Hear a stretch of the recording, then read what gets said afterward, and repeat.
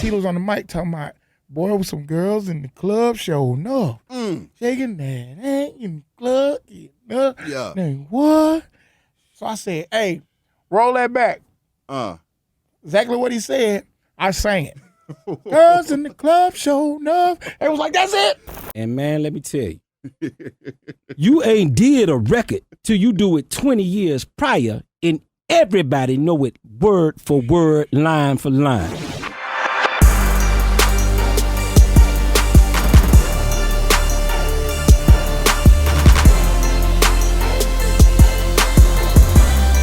You know. That Sho Nuff, man, when you heard that track, I mean, what was going through your mind when you heard it? Did you think it's already about to go all the way down with this? This going to be my first single? How did you feel?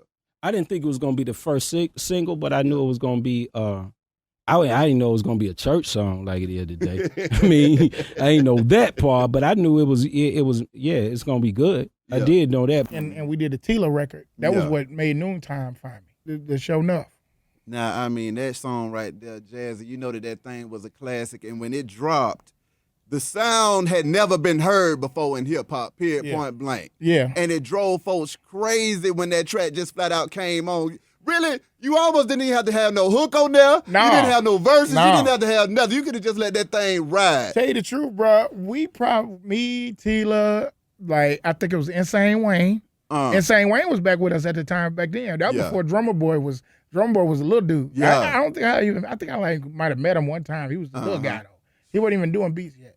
But it's me, Insane Wayne, Tela, all of us. We were riding around to that beat, man, probably for a whole week before we even did anything with it. You know what I mean? But I thought my first single was Twisted. Because, I mean, man, that's me once again. I'm paying homage, Run DMC. My album opened up to them, you know, giving it up to them, man. East Coast, West Coast, none of that shit matters to me. Exactly. We players of this universe. That's right. You know what I'm saying? So, you know, I had to give it up to them. The next release was Let It Rain. Yeah. And so Drake was just like, I think he allowed me to have my opinion from that point. He kind of let the business step in. And so when I heard the beat, you know, like I said, I knew what it was. I actually, I knew what it was. Yeah. You know, Ball and G didn't, you know, which is my brothers. But I mean, I'm glad that they got on it. But at first, I think they felt the way that I felt. And what hurt my feelings was, we sent the record to Ball and G. And A Ball and JG was like, man, we want to do this other record, the Twisted record. He had another record called Twisted. Yeah. You know, with the Run DMC. Because, you know, they were big fans of Run DMC. So they wanted to do that record.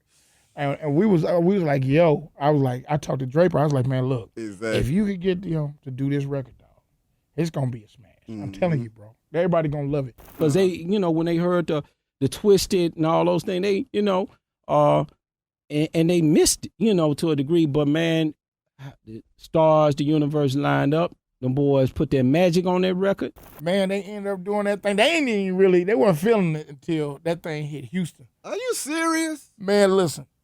When we used to riding around in Houston, man, when we moved out there on that record, the record got so hot, I had to move to Houston. And, man, let me tell you, you ain't did a record till you do it 20 years prior, and everybody know it word for word, line for line. You ain't did a record till you did one like that. That hook. How did you come up with that hook? Well, we was at the club. Yeah. And we was working on the song that night. Yeah. And we went to the strip club. Yeah. Well, actually, we was at the studio at first, and we were just vibeless. I'm like, man, why are we spending all this time? Let's just go out, get us some air. Yeah. You know what I'm saying? I didn't know where we was going. We ended up going to the strip club. Boy, turned up, came back. Tela was on the mic talking about, boy, with some girls in the club, Sho Nuff. Shaking that ass in the club. Yeah. Then what? So I said, hey, roll that back. Exactly what he said, I sang it. Girls in the club, Sho Nuff. It was like, that's it. That's it. What was the reaction of the strip club when that song dropped? Because I know it had to drive the ladies wild. Yeah, man, it did. Now, and it started a bunch of what you have today. Yeah. I think that record, I don't care what nobody say, I think that record kicked in the door to, forgive me if I'm out of place on it, but to strip clubs being a culture of what, of our community now. Hand to in where hand with is the South. to where it made it a social ground. And it made it, it took the tabooness out of it. You know what I'm saying? And so I saw a lot of that happen. Yeah. I did. I saw a lot of that from that record, And hey man, you gotta do something while you're here. So I mean, hey, I'm glad we did that, And Tired of Ballin', I think, came right after that.